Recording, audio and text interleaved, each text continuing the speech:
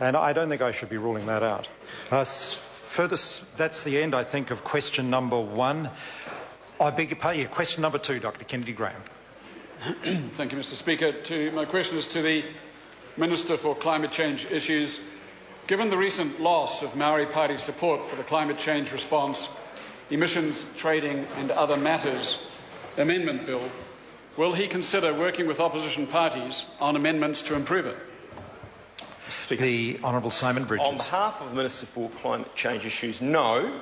This government has no intention of imposing an artificially high price of carbon on New Zealand households and businesses, as is being proposed by opposition parties. Dr. Kennedy Graham.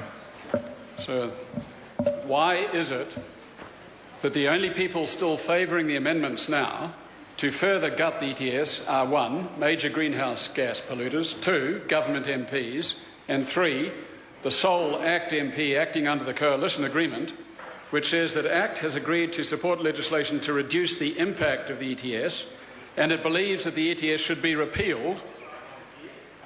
However, it believes some progress will be made through the government's initiative. Simon Bridges. What the member said is absolute nonsense. There will be many struggling households that member says he cares about in this country who don't want increased petrol costs and energy costs and will be disproportionately affected by the kind of loopy changes that the Green Party wants. Dr. Kennedy Graham. It's called the IPCC. Why is the government so determined to push through changes that will render the ETS scheme utterly useless now, rather than working constructively with other parties to get a scheme that will actually reduce gross emissions? The Honourable Simon Bridges. Minister, that's not what we're doing. What we're doing in fragile economic conditions around the globe is steering a steady course and not costing the jobs that the Labor Party says they care about by ramping up a scheme and putting the cost on struggling households and businesses. Dr. Kennedy Graham. Speaking of jobs, why is he undermining 4,500 forestry jobs while subsidising big polluters? The Honourable Simon Bridges. That's not what we're doing. What the Green Party wants is to rob Peter to pay Paul. They want to see the cost of petrol and energy go up and disproportionately affect the poor in this country that they say they care about, and disproportionately affect businesses who are struggling and they also say they care about. Dr. Kennedy Graham. Is he concerned the crash in the carbon price to €1 means there is little incentive to plant forests, and those who own permanent sinks may well sell, as we heard on Morning Report today, making it harder to achieve reduction in gross emissions? The Honourable Simon Bridges. Half of the Minister, as the member well knows, we already have, under current law, Section 30G, the ability to restrict the quantity and the quality of overseas units, and we keep a watching brief on that because we take these issues seriously. I mean, Dr. Kennedy Graham.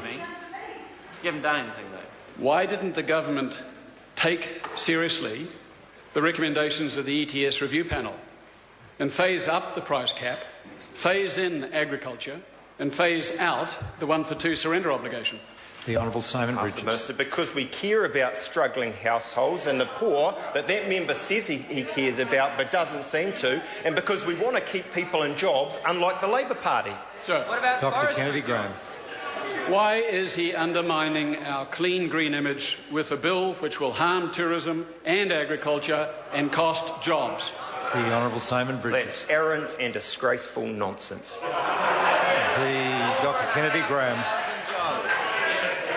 Is he not ashamed, with his own errant and disgraceful nonsense, to push through such an important bill on climate change with such a blatantly divided House, with a razor-thin majority of just one vote? The Honourable Simon Bridges. On behalf of the Minister, as I've already said, we are doing the right things in very difficult times globally, when frankly, basically no one in the world is doing as much as we are. I think, as I've said before, we're providing some global leadership in this area, and I think the way we're calibrating this right now is precisely the right thing to do for the times. Question. I beg your pardon, Moana Maki, supplementary question. What evidence does he have that the benefit of the low carbon price and the government's transitional provisions are being passed on to struggling households and businesses? The Honourable Simon Bridges. Well, on behalf of the Minister, it's very clear that a higher carbon price per unit leads to higher energy and petrol costs. That is clear beyond any doubt, and that is precisely what we do not want to do for struggling households and for businesses in this country. Point of order. Point of order, Moana I Maki. asked what evidence he had that it was being passed on. Well, in fairness, the Minister gave what he believed was a reasoned answer as evidence. The member didn't ask what external evidence, what outside evidence. It was just what evidence, and the Minister, in answering, has used his own logic as evidence, and I can't second guess that. Supplementary question, is it, Moana Maki? What external evidence does he have that the benefit of the low carbon price and the government's transitional provisions are being passed on to struggling households and businesses? On behalf of the Minister, the people I talk to every day, my constituents, unlike that member who doesn't have any. Question number 3, Louise Upston. Thank you, Mr. Speaker. Order. Well, order. I've called Louise Upston for question number 3. Thank you, Mr. Speaker. My question is